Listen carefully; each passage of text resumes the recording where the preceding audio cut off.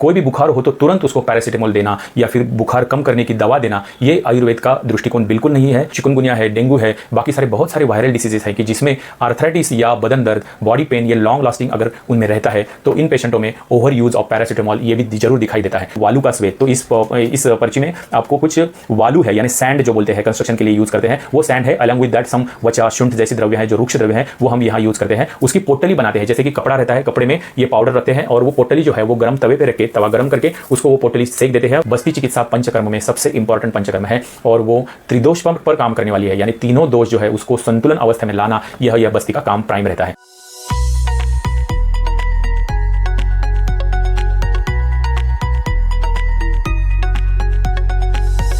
नमस्कार, चिकनगुनिया की मस्ती उतारेगी आयुर्वेद की बस्ती पार्ट 2 में आपका फिर एक बार स्वागत है। पार्ट 1 में हमने देखा कि चिकनगुनिया और उसके बाद आर्थराइटिस क्यों होता है, क्योंकि ज़्यादातर जो बुखार के प्रकार होते हैं उसमें 5-7 दिन में बदन दर्द होता है, जॉइंट दर्द होता है, मगर वो कम हो जाता है। मगर चिकनगुनिया में वो लॉन्ग लास्टिंग क्यों रहता है, इसके बारे में हमने डिटेल में बताया है, इसलिए वो भाग भी आप ज़रूर देख लीजिए।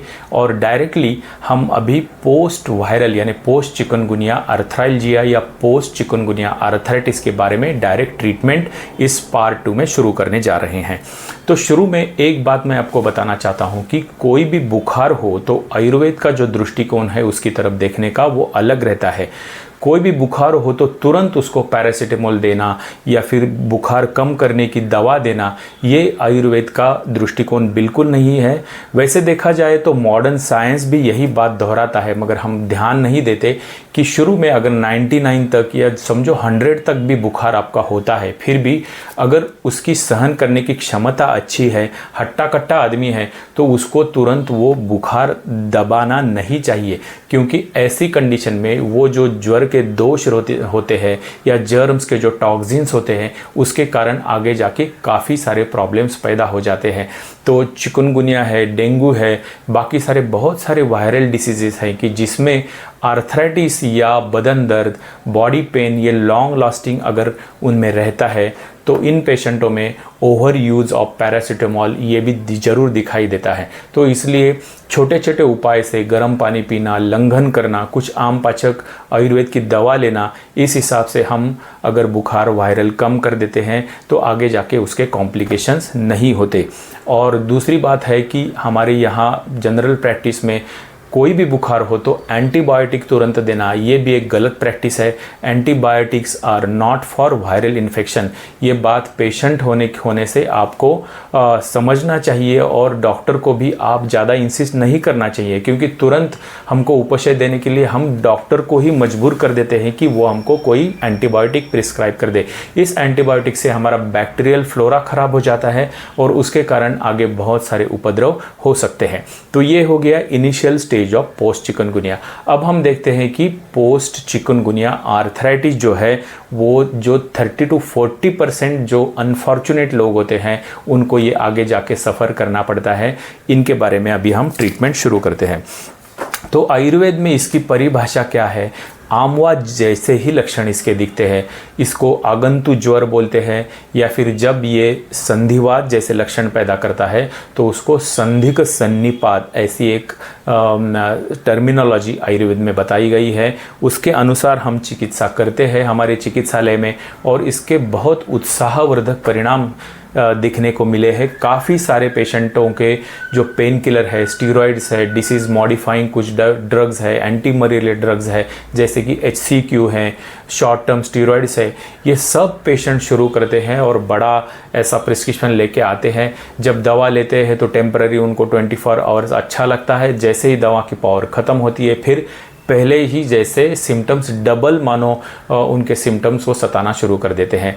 तो ऐसी कंडीशन में आयुर्वेद के पास काफ़ी आशा लेकर रुग्ण आते हैं और उनको कैसी चिकित्सा हम करते हैं ये आज मैं आपके सामने विशद करने वाला हूं।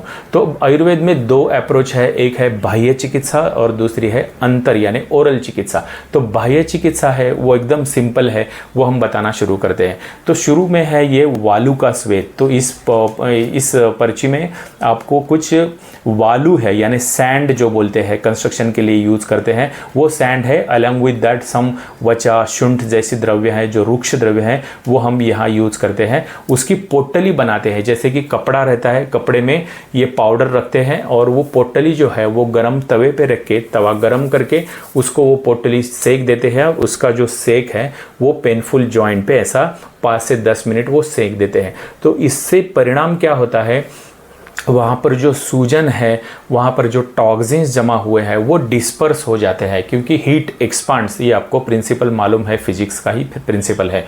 तो हीट देने के कारण वहाँ जो सूजन है, ठंडावा है, आम है, क्लेद है, वो सब दोष डाइजेस्ट होना शुरू हो जाते हैं। वहाँ पर ब्लड सर्कुलेशन बढ़ता है। ब्लड सर्कुलेशन बढ़ता है तो अपने आप दवाई जो हम ओरल ले रहे हैं वो भी ज़्यादा असरदार होती है, वहाँ के टॉक्सिन्स दूर हो जाते हैं। तो ये सबसे इम्पॉर्टेंट ट्रीटमेंट है। अगर क्रॉनिक कंडीशन हुई है इस आर्थराइटिस में तो यहाँ हम स्निग्ध स्नेहन भी कर सकते हैं, मगर वो तेल जो है वो महाविषगर्भ तेल जैसा उष्ण गुणधर्मों वाला तेल होना चाहिए, ना कि यहाँ कोई आपने चंदन बलालाक्षादि जैसा ठंडा तेल या कोई भी तिल तेल उठाया लगाया, ऐसा अगर हम करते हैं तो पेन बढ़ने वाला है। ये चीज़ आप ध्यान में रखिए। ये उष्ण गुणधर्मों वाला तेल हल्का संवाहन करते हैं, नॉट विगरस मसाज, संवाहन करते हैं और बाद में वो पोटली से सेक देते हैं। तो यही चिकित्सा से पेन रिलीफ होना शुरू हो जाता है। बाद में एक और बाह्य चिकित्सा है जिसको हम बोलते हैं धारा चिकित्सा।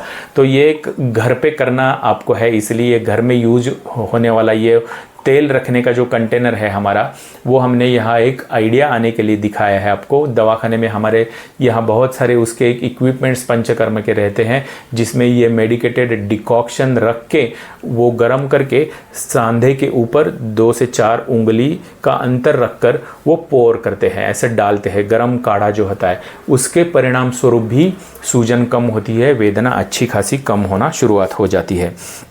तो यह ट्रीटमेंट एक्सटर्नल हो गई। अब हम जाएंगे प्रत्यक्ष ओरल चिकित्सा यानी मौखिक चिकित्सा जो हम करते हैं, उसमें पहला है आमपाचक, क्योंकि अब बीमारी का नाम ही मैंने बताया कि आमवात सदृश ये बीमारी है। तो आम यानी एक टॉक्सिन यानी जो विष सदृश पदार्थ होता है वो इस जोड़ों में हमारे जमा हुआ रहता है, तो उसको पचाने के लिए ओरल मेडिसिन की भी ज़रूरत पड़ती है। वो आमपाचक द्रव्य में सबसे जो इम्पॉर्टेंट रामबाण जिसको हम कहते हैं वो है हमारा जो किचन में ही यूज़ होने वाला जो आहार्य द्रव्य है, रसन, रसोन बोलते हैं या हिंदी में लसन बोलते हैं। इसकी शुद्धि करके काफ़ी सारे रसोन आदि कल्प जैसे दवाइयाँ हम यूज़ करते हैं, वो आम पाचन शुरू करते हैं, शुलग्न परिणाम दिखाते हैं। दूसरी ऐसी आम पाचक दवा है किणी ही, जिसको बोलते हैं आपामार्ग संस्कृत में, या मराठी में उसको आघाड़ा बोलते हैं। यह चीज़ भी एक अच्छी, थोड़ी सौम्य है मगर अच्छा शुलग्न परिणाम भी दिखाती है, आम पाचक भी है। सुंठ, इसको तो महौषधि कहा जाता है।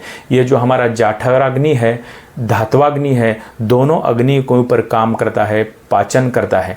ये है काली मिर्च, इसका प्रमाथी करके गुण है, जो भी टॉक्सिन्स है उसको शरीर से बाहर खदेड़ देना, ऐसा काम इस मिरे यानी काली मिर्च जो है उसका होता है। या पिंपली जो होती है, ये ऐसे तीनों का त्रिकुट बोलते हैं ना, इनको त्रिकटु चूर्ण बोलते हैं। सुंठ, मिरे और पिपली ये बहुत ही अच्छा आमपाचक काम करते हैं। और एक आयुर्वेद में अभिनव कल्पना है जिससे हम जो दोष है वो मूत्र के जरिए यानी किडनी के जरिए भी शरीर के बाहर निकालते हैं।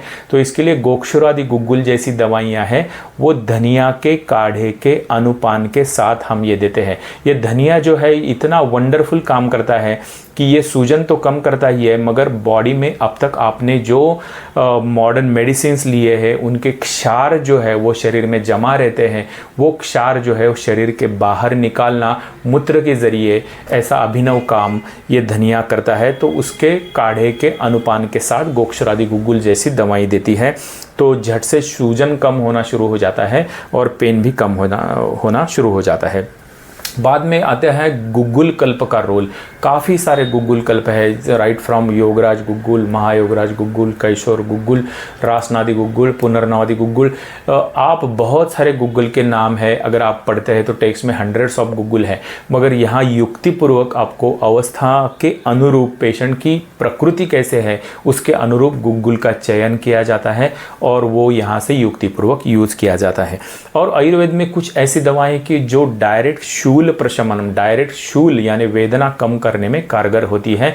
यह दवा है जैसे कि रासना है, गुडुचि है, पुनर्नवा, ये सब दवाएं जो है वो डायरेक्टली पेन रिलीफ करने में भी मदद करती है। बाद में आते हैं ये जो हमारा वीडियो है उसका जो शीर्षक है कि बस्ती चिकित्सा पंचकर्म में सबसे इम्पॉर्टेंट पंचकर्म है और वो त्रिदोष पर काम करने वाली है, यानी तीनों दोष जो है उसको संतुलन अवस्था में लाना, यह बस्ती का काम प्राइम रहता है। तो बस्ती जो है वो यहाँ पे ने आपको एक पिस्टन और एक कैथेटर और एक सिरिंज आपके सामने रखी है, मगर यहाँ निरूह बस्ती, अनुआसन बस्ती, मात्रा बस्ती और ज़रूरत पड़ती है तो तिक्तक्षीर बस्ती यानी क्या, कुछ मेडिकेटेड जो मिश्रण रहते हैं, द्रव्य रहते हैं, उनका गुद मार्ग से अंदर हम छोड़ते हैं, क्योंकि आयुर्वेद के हिसाब से वात का जो स्थान है वो पक्वाशय है, लार्ज इंटेस्टाइन है। अगर हम उसके रूट पर काम करते हैं तो वात दोष है वो झट से यानी डे 1 से आपको शूल में राहत मिलती है, पेन किलर की ज़रूरत फटाफट कम होना शुरू हो जाता है। तो बीच में आपको मैं एक बार याद दिला दूंगा कि आप हमारा चैनल हमेशा देखते हैं, अच्छा कंटेंट आपके सामने रखते हैं। अगर किसी ने यहाँ से मेरा चैनल सब्सक्राइब नहीं किया है तो मेरी विनती है कि आप हमारा चैनल ज़रूर सब्सक्राइब करना और हमारा कंटेंट है जो ज़रूरतमंद लोगों के साथ आप ज़रूर शेयर करना। तो चलो आगे जाते हैं। आहार्य कल्पना, इसमें कौन से, क्योंकि आयुर्वेद है तो पथ्य और अपथ्य संकल्पना भी इतनी ही इम्पॉर्टेंट है, क्योंकि हमको करना है अपुनर्भव, यानी बार बार आपको ये बीमारी नहीं होनी चाहिए।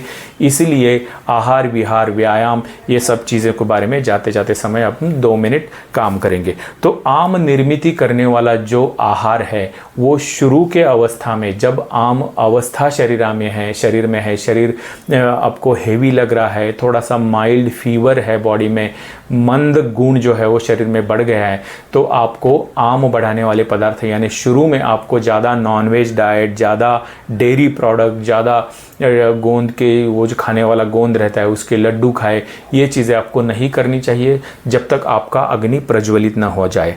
तो बाद में आप ये सब चीज़ें ले सकते हैं जब आप आम से छुटकारा आपने पा लिया है। सूजन जब आपकी गई है तब आप सब चीज़ें ये ले सकती हैं। और बाद में हम कुछ चीज़ें जो है वो बल्य चीज़ वो इसके साथ देते हैं। तो इसके लिए यहाँ 2-4 द्रव्य हमने रखे हैं। तो ये है पद्म काष्ठ और यह है मंडूर भस्म। इससे हम कुछ पद्म किट्ट या फिर खैर साल से पंचसार करके कल्प बनाते हैं जो हड्डी को ताकत देते हैं। और ये है लाक्षा करके एक द्रव्य है, शतावरी है, अश्वगंधा है। ये सब द्रव्य जो है रक्त को अच्छा ताकत देते हैं, हड्डी को ताकत देते हैं, स्नायु को ताकत देते हैं, मसल्स को ताकत देते हैं। इसी कारण जो जॉइंट है वो हमारा स्टेबल और स्ट्रांग होना शुरू हो जाता है और इसके कारण अपुनर्भव जो है वो कम हो जाता है। तो आप देख सकते हैं कि स्क्रीन पर काफ़ी सारे पेशेंट ने इस बीमारी से छुटकारा पाने के बाद बहुत सारे उत्साहवर्धक जो फीडबैक्स है, उनके अनुभव है, ये हमारे साथ साझे किए हैं, वो आप देख सकते हैं। और फिर आपकी तसल्ली हो जाए कि सचमुच ऐसे पेशेंट आयुर्वेद से पेन किलर से छुटकारा पा सकते हैं। तो अगर फिर एक बार मैं बताऊंगा, हमारा चैनल सब्सक्राइब ज़रूर करना। इसी कारण जो ऐसे ही कंटेंट है वो आपके पास जल्दी पहुंच जाए और आपको उसका नोटिफिकेशन मिल जाए। धन्यवाद।